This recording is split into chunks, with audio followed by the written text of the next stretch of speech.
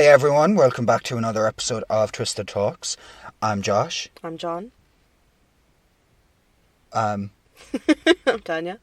okay. I identify as John Tanya. John Tanya. So anyway. Tanya John if you're feeling spicy. But for now, you can just call me Tanya because we're friends, you know. So on that note, it is Tanya's week to cover a case on her lonesome. Yes, it is, bitch.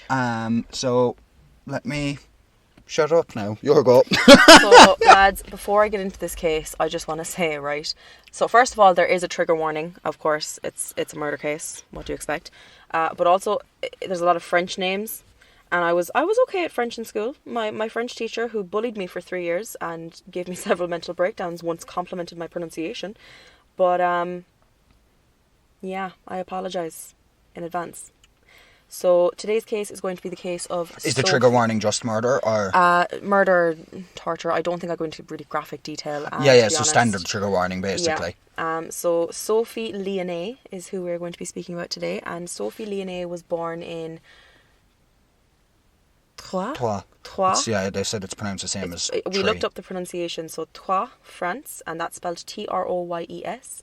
And she was born on January 7th, 1996. Sophie's described as naturally shy and quiet, but kind and friendly. Sophie studied early childhood education, same, and was said to have had an easy bond with children. In 2015, after some failed attempts to find a job, a friend of hers recommended that she become an au pair. So in December 2015, Sophie did just that in the hopes that it would strengthen her English and give her good experience for her resume. Which, this whole thing is a great idea, and being an au pair is probably a great opportunity, but just given the fact I know we host a true crime podcast, it just makes me go, oh God. Yeah. So the au pair program, for those of you who are not familiar, involves a person moving to another country to mind a pair, to live with a family and assist them with caring for their children.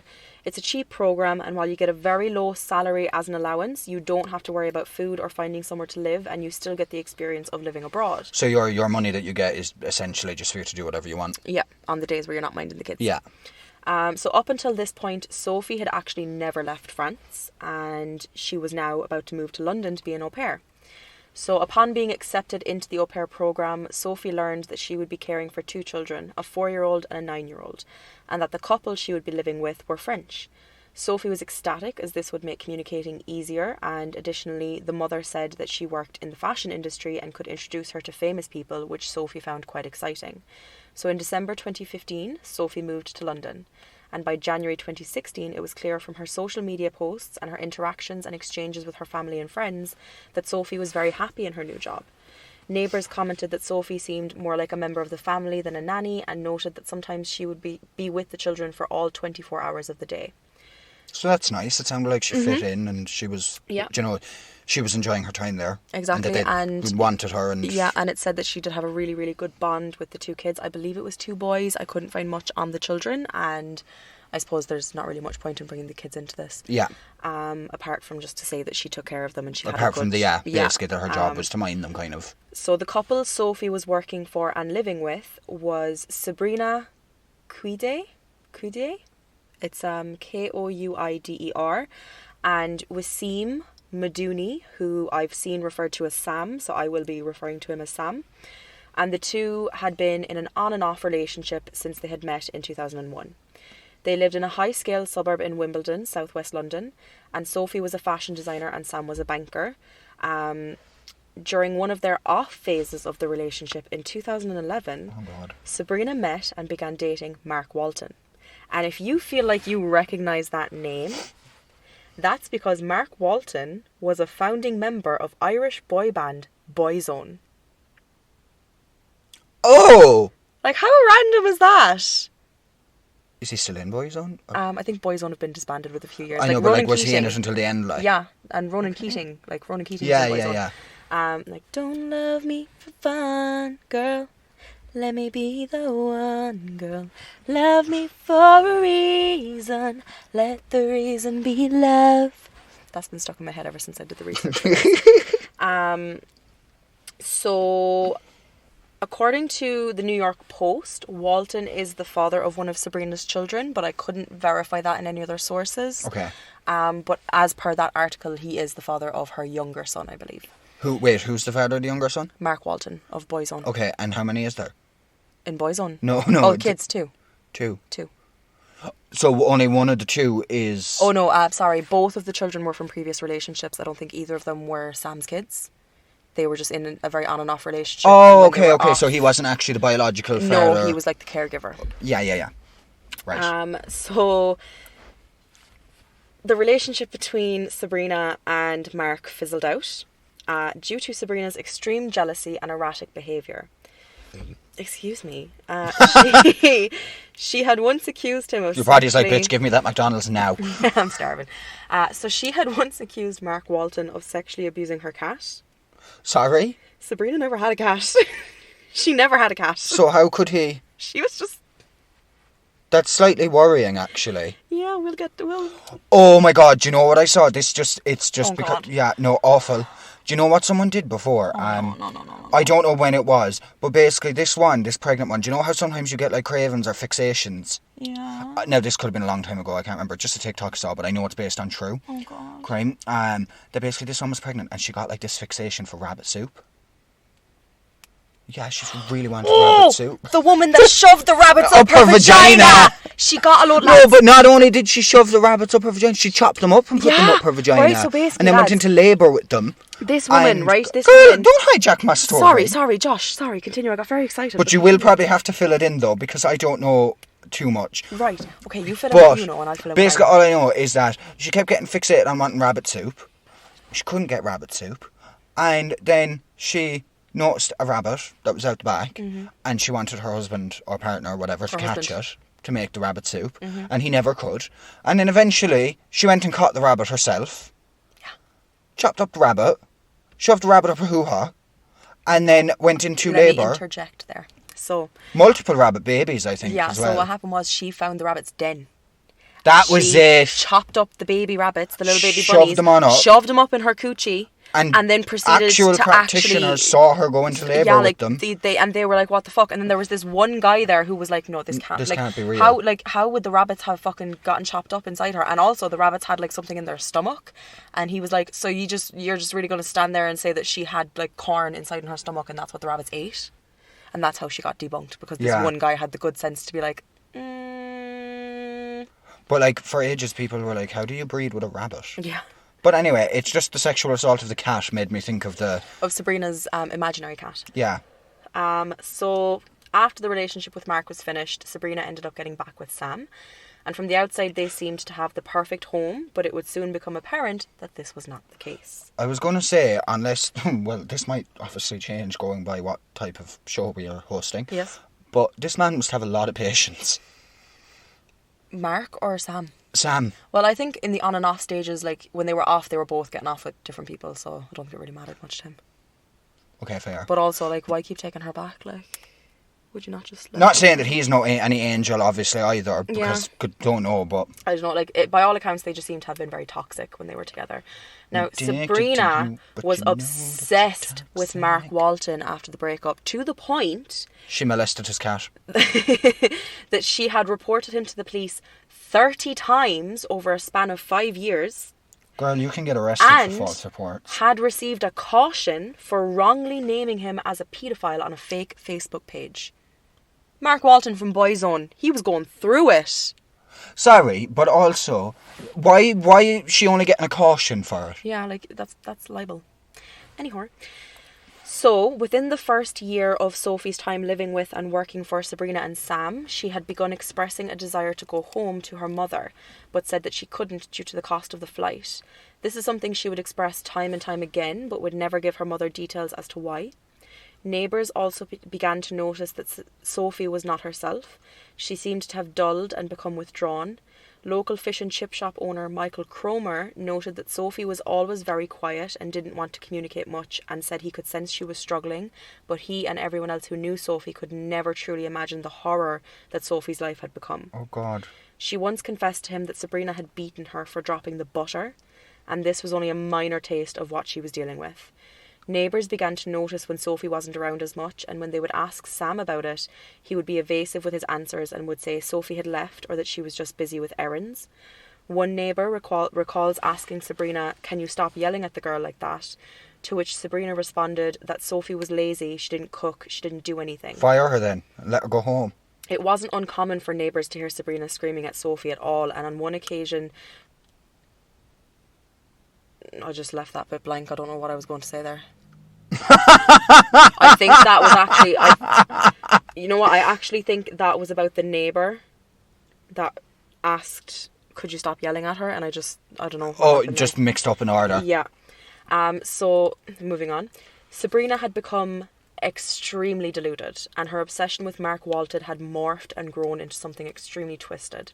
She believed that Sophie was drugging the family and letting Mark Walton into the house to satisfy his sexual urges with Sabrina, Sam, and Sabrina's 2 children. Bear in mind... But if she was that obsessed with her, why you pushed? Yeah, but bear in mind, Sophie had never met Mark Walton and he had never met her. And now the strongest part of this delusion was regarding her children, I believe. Yeah. That she believed that Sophie was letting Mark Walton into the house to abuse her children. As well, hence why she called him a paedophile online. Yeah. So this was a total delusion thought up by Sabrina, and her delusion was so strong that she actually had Sam believing it as well. And this is something that I mentioned in my last case, the Slenderman stabbing. It's called shared delusion or folie à deux. Because Sabrina and Sam both believed this outrageous theory so intensely, they worked together to make the final few weeks of Sophie's life an absolutely unimaginable misery. And on the topic of, I suppose it's not really shared delusion, it's more like mass hysteria or something. Mm-hmm. But, and this is only going back maybe 1 or 2 years ago. Uh-huh. So, the police in, I think it was Surrey or something in England. Okay. But in England anyway, got, phone calls, multiple phone calls, like from different people driving different cars, of them seeing a car, crash off the side of a motorway or something like that. Okay. So obviously police came out to search the area, and at first they weren't finding anything, and then they found a car and the man's body in the car. But the thing is, even though all those people had reported seeing it that day, it happened 5 months before. Stop! So people are like, was it a ghost crash being shown? For someone to find it, or was it some sort of mass hysteria? But either way, that's bizarre. The police ended up finding it, and it turned out that it had happened 5 months ago. That's fucking madness. Yeah. Oh my god. Really weird. That's really interesting. Sad, but interesting. Yeah. So in the weeks leading up to Sophie's death, Sabrina and Sam began to interrogate her, and I use the word interrogate politely to like isn't to. Yeah. And what's more, they videoed it and they made audio recordings of it. So at this point, it's believed that Sabrina had already taken Sophie's ID card, her passport and her phone so that she couldn't escape or ask for help, effectively trapping the 21-year-old in the house. Fucking hell. In these horrible videos, it was shown that Sophie was denied food, had her head dunked in water, she was beaten with an electrical cable and beaten so badly by the 2 of them that she had 5 broken ribs and a cracked breastbone. During the interrogations, they would tell Sophie that she was worse than a murderer for what she had done, which I would just like to remind you all was nothing. Like, the poor girl had done absolutely nothing. Sam would play good cop to Sabrina's bad cop as they attempted to manipulate some sort of confession out of Sophie. But sure, you keep at it, someone's going to confess even if they didn't do it. Exactly, like they broke her down to the point that she did confess to something she absolutely had not done. Yeah. So now just to give you an idea on and that strongly... actually confessing to it in the situation like that with Sabrina being the way she is probably the worst thing you could do because of the fact it further confirms the delusion. Yeah, it strengthens it.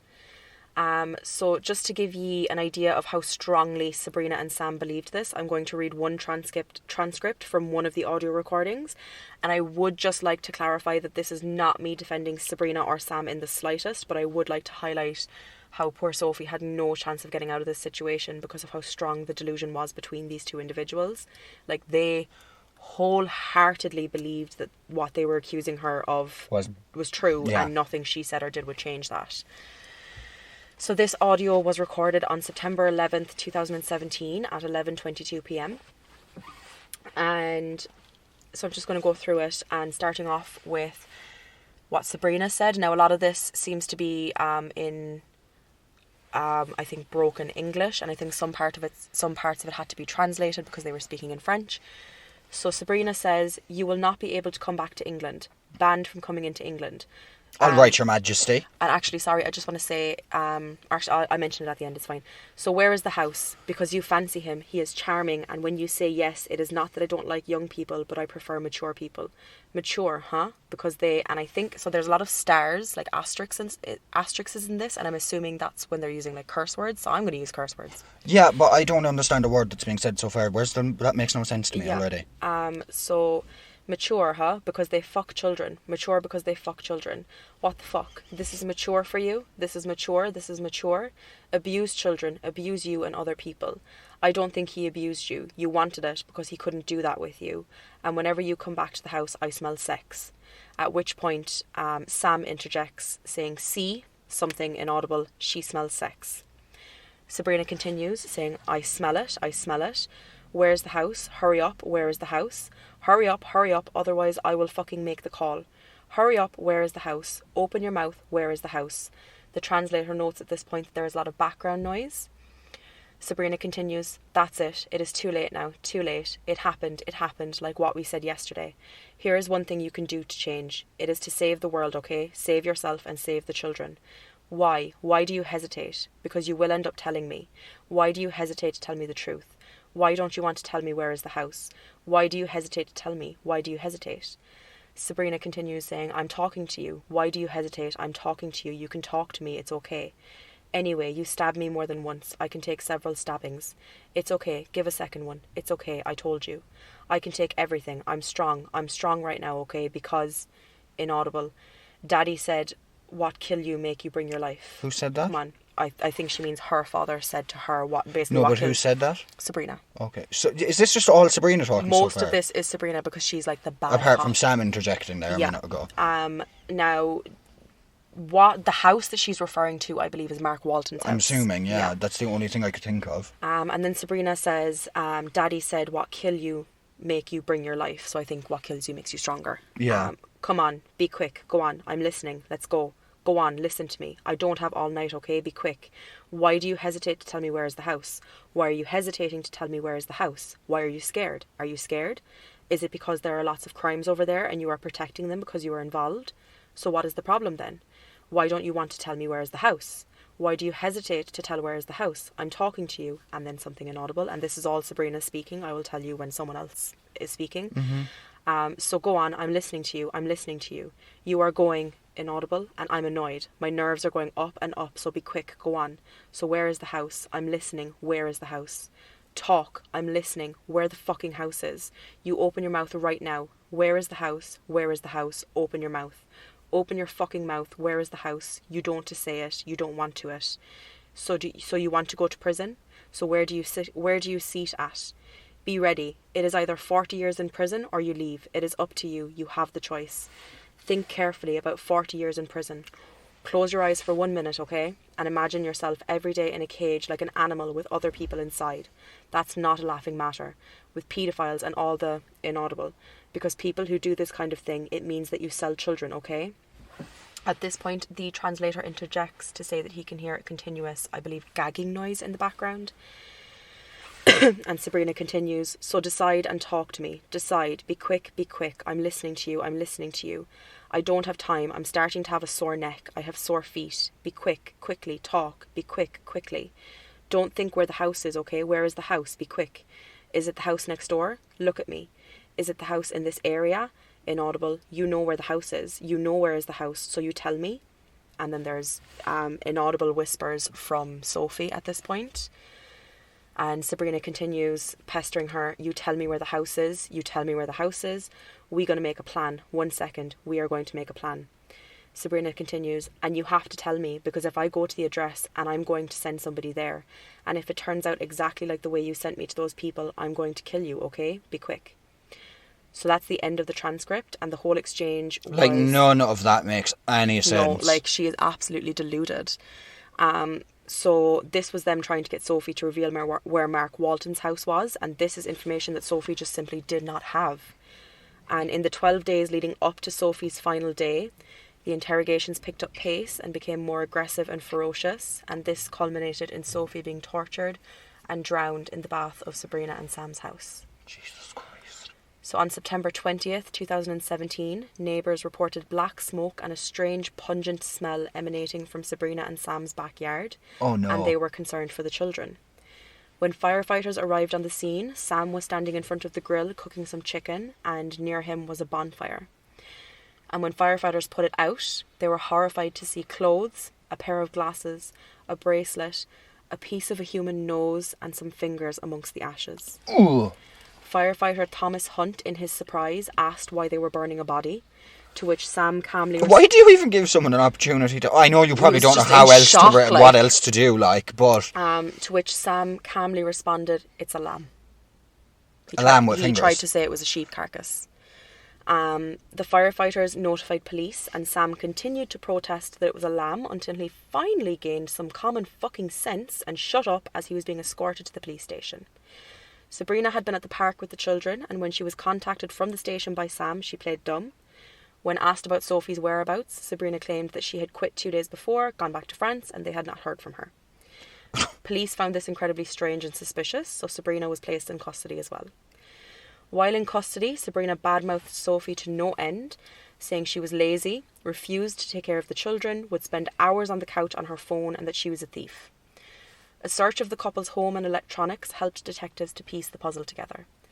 The first year that Sophie had been at the house had been fine, until Sabrina had accused her of stealing a ring, and this is when Sabrina began recording Sophie as she tried to get her to confess, but it was prior to the beatings.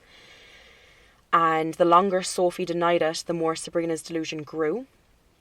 And it was at this point that she confiscated Sophie's passport, stopped paying her, and started denying her food. And she also became convinced that Sophie was having a love affair with Mark Walton, and this later fed into her delusion that Sophie was drugging the family and letting Mark into the house. So the trial began 6 months after Sophie's death, taking place in March 2018. Sabrina and Sam pleaded not guilty to the murder, but pleaded guilty to obstructing justice for attempting to burn the body.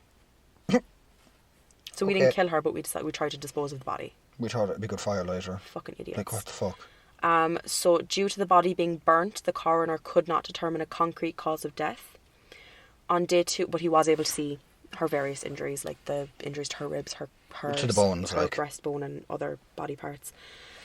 Now, according to Sabrina, on day 2 of the trial, the jury was shown 8 hours of audio recordings where the couple interrogated Could Sophie. you imagine having to sit down and listen? To 8 hours of this poor girl being tortured.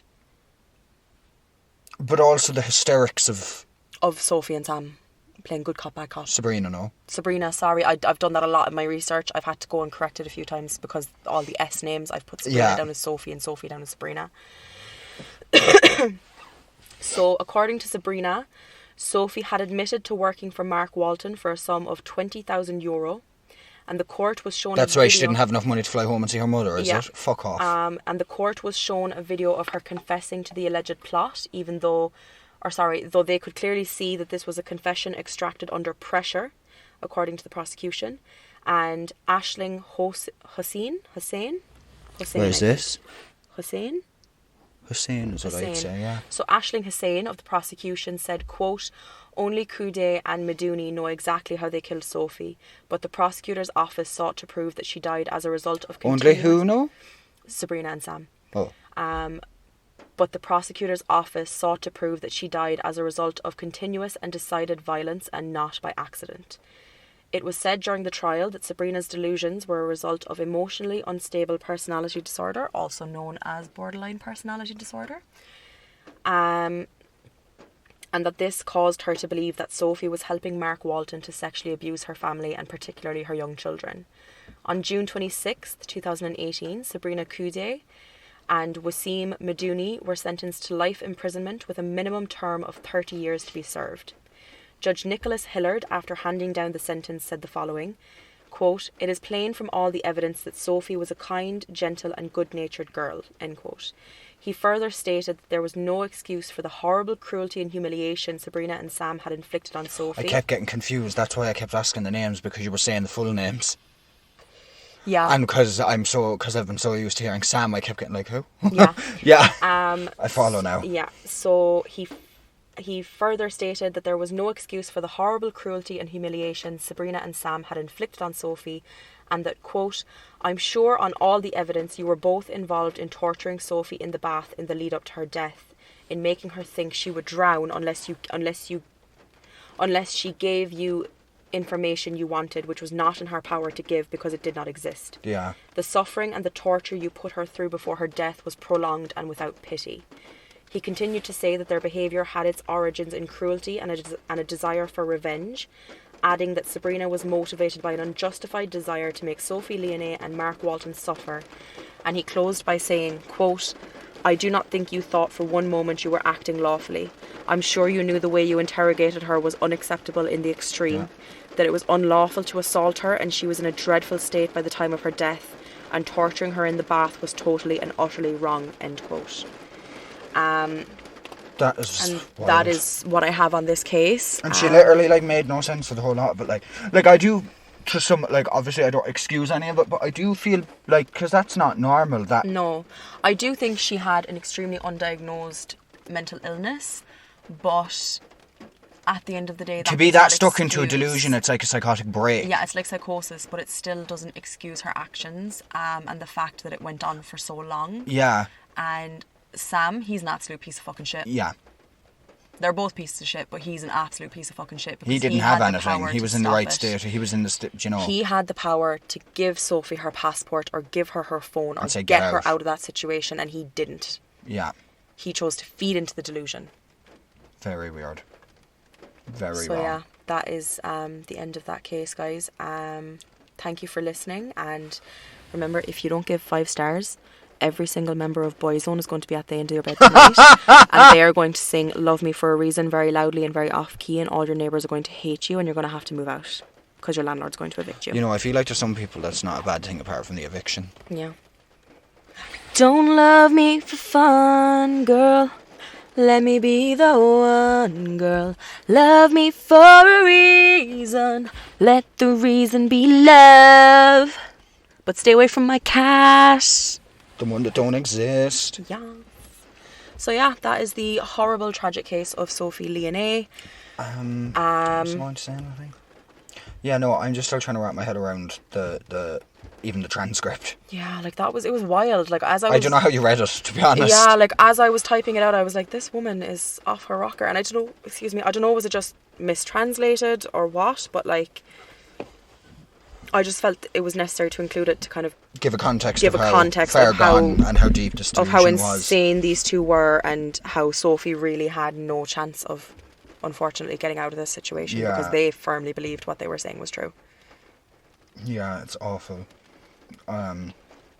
Obviously I hope that Sabrina one, and Sam especially, pays for their crimes, but also I hope that Sabrina one got the help she deserves. Got the help she needs, like, because at the end of the day, I do believe anyone suffering from a mental illness, it's like when I covered the case help. of Andrea Yates. Yeah. Now that was a different situation. That was a bit different, like in the sense of like the delusion was very different. Whereas Andrea I feel thought like what this she was was a bit doing was more what was best for her cold-blooded. kids, to save them from the devil. Yeah, and whereas like, this was Sabrina and Sam said that the reason they recorded with audio and video was because when she confessed they were going to give it to the police, but the prosecution actually believed that she was going to send it to Mark Walton to get money.